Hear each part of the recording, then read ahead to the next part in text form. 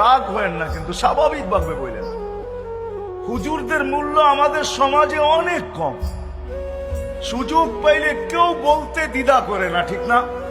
এমনকি রিক্সাওয়ালা পর্যন্ত মাঝে মাঝে ভাবলো রাস্তার মধ্যখানে যদি একটু দাঁড়ানো দেখলো, তাইলে বাইকালাও আইসা ভাবলো, ওই হুজুর বাগানে হাঁটেন, পার্কে হাঁটেন নাকি, না রাস্তায় হাঁটেন, শর্তে সোজা দাঁড়াইতে পারেন না? রিক্সাওয়ালা পর্যন্ত ভাব নেয়। এক মাদ্রাসার খাদেম ছিল, খাদেম এখনো সে জীবিত আছে।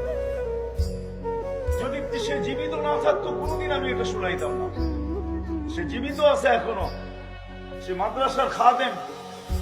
আর হেফজোখানার মক্তবের পোলাপান একটু দুষ্ট হয়, বাচ্চা তো বাচ্চাই, ঠিক না?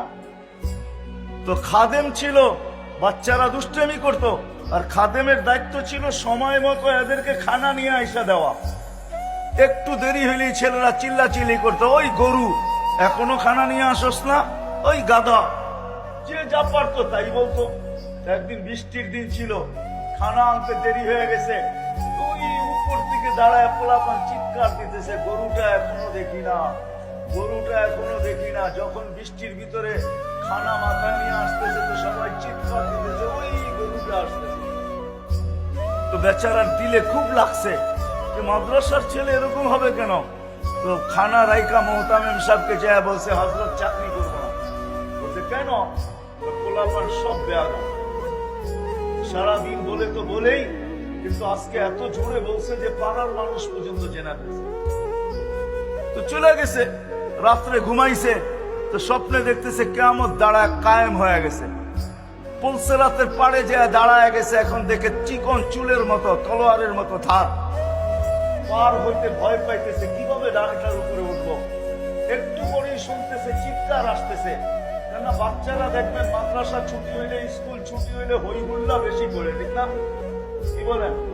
তো ওরাও আসতেছে পুলসেরাতের দিকে হই হুল্লা করতে করতে।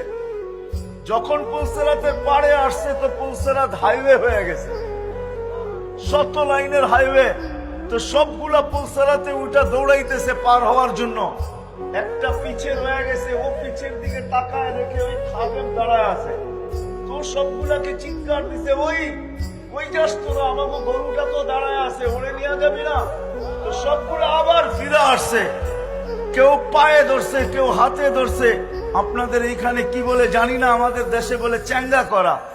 উপরে উঠায়া নিয়া পার করে ওই পারে নামায়া দিছে, যা। এখন ঘুমের থেকে উঠা গেছে, রাত্র বাজে গভীর, আর মন টিকতেছে না, দরজা খুলে ছুটছে মাদ্রাসায়। মুহতামিম সাহেবের বাড়িতে দরজার